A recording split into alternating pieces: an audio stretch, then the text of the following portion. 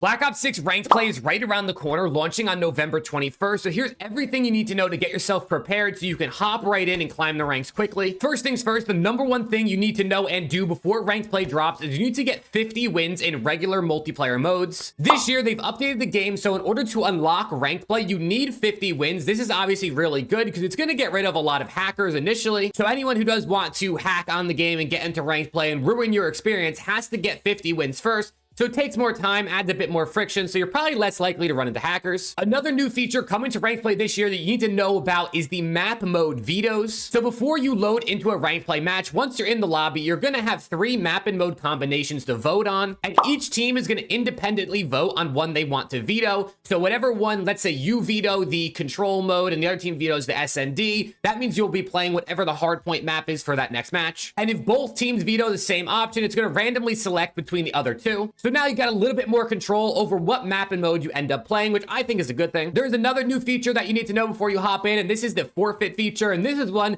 that'll absolutely come in handy because we all know what it's like to play ranked play, have a teammate lag out or have a teammate leave, or you're getting absolutely stomped, and you kind of just have to sit there and take it for the next 5 to 10 minutes. Well, now you will be able to forfeit. A forfeited match will count as a standard loss, but does not result in SR penalties or suspensions. And this option is available in the menus at each designated point in the game. So for hardpoint, the winning team reaches 100 points. So basically, once the opponents get to 100 points, you could vote to forfeit. In control, you can do this after the first round. And in SND, you could do it after the third round. Another little note here is you will be able to play as a party of 4 no matter your ranks, right? There will be no restrictions for parties of 4. But it's worth noting that the skill ranking will be taken from the highest SR in your lobby. So if you're a bronze player playing with your iridescent friends, you can technically party up as 4, but you'll be playing in eerie lobbies. And another little thing before we get into tips and tricks to get you actually prepared for the gameplay, there is loss forgiveness now. Your first loss of the day will not take away SR, so you get a little warm-up map in there you don't really got to worry about. And then real quick on screen, here are the ranked play skins that you can unlock.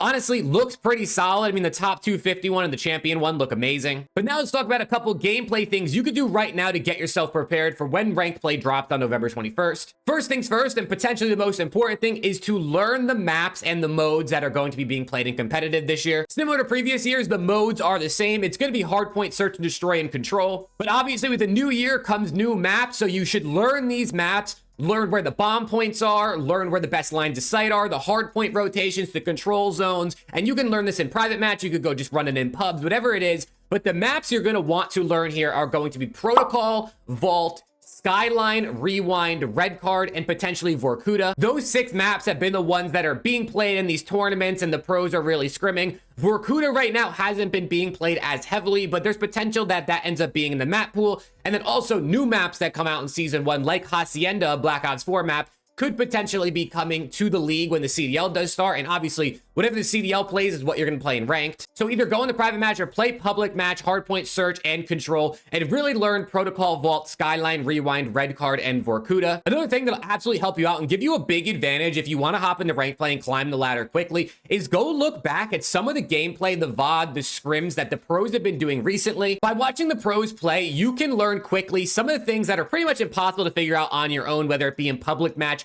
or in private match. Things like spawns and hardpoint are really one of the key ones you're going to want to figure out. Where on the map can you be to influence the spawns on every single map, the ones I listed previously? Just by taking, maybe an hour if you really want to take it seriously and try to climb the ranks. Take an hour, go back on YouTube and look up pro scrims or pro VOD from these tournaments. Channels like Zuma's live channel here on YouTube have VOD from, let's say, the Quezon tournament that was held this past weekend. Watch those VODs, look at the minimap, and see when a player gets a kill, where does that player respawn at? It sounds very simple, but truly watching the way the pros play and asking yourself questions like, where is this player going to spawn? Why did this player take this route? Why did they, fast plant at this bomb site? Those types of things will actually help you learn what's the best plays to make. Another thing that's pretty important for ranked play is going to be having the right class setups. Now, obviously, classes, attachments, things get tuned, nerfed, patched, buffed, whatever you want to say. So this is subject to change, but a big thing and a good source for you to use is the Breaking Point website. I'll have it linked down below in the description. Head over there, click on their Black Ops 6 tab, and you can see all the classes that the pros are using, and they will update this when the meta does change. But ultimately, using the pro classes does not mean you're going to play like a pro, obviously. If you find a class that you truly enjoy, you feel like works really well for your play style,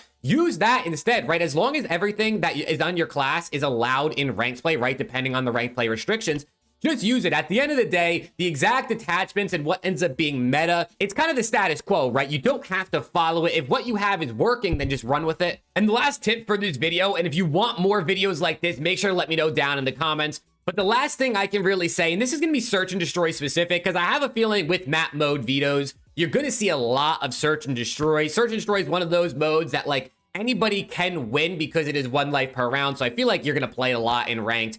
The last thing you can really learn is learn your timings in S&D. There's 2 ways you could do this, right? One way is to just go in private match. You could either do this with a friend or you could do this by yourself, right? You could just switch teams each round to learn it yourself. But essentially, as soon as the round starts, pick a lane you're going to run, whether it be to a specific bomb site or to a specific power point in the map or just middle of the map, and just run there as fast as you can, right? Do this either with a friend or with by yourself, like I said, and see who gets where first, right? So then you know when you get into S&D on these maps, are you going to beat your opponent to this point on the map that's going to be highly contested, or are they going to beat you there first? Because if you're going to get there first, right, now you know this and you're going to be ready to gun them down. But if they're going to beat you there and maybe they don't know this, but you do, you could be gun up already pre-aiming the spot that they're going to run to inevitably, and you could easily get the pick for first blood that round. Search and destroy truly is all about timings, and I could do videos about this, breaking down pro players and how they get the right timings, because there is a science to it as much as COD timing does tend to be a thing. But these really are some of the easy tips that can get you started for ranked play that's dropping on November 21st. And like I said, if you want more ranked play tips, I've been watching competitive COD for 13 years at this point. I watch every CDL match